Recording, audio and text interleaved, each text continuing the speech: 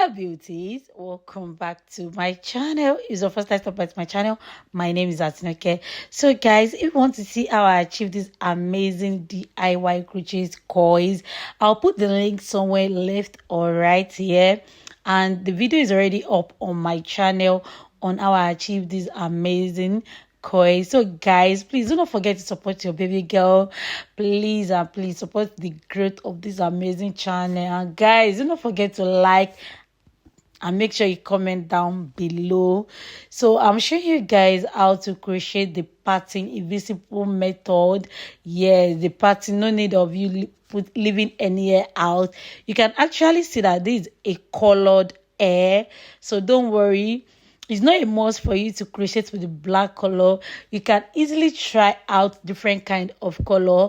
That is why I'm trying out this purple color. This color looks so good on me. This is my first time of actually trying another, as in shouting color, you understand, to crochet on my hair, and the final look was so amazing. So make sure you keep on watching, guys. And again, I really love this hair. The product I use, I think I use Darling products, but you can actually use rather Darling or expression braiding hair. If you want to achieve this kind of coils, I would advise you not to use all this pre-stretch braiding hair.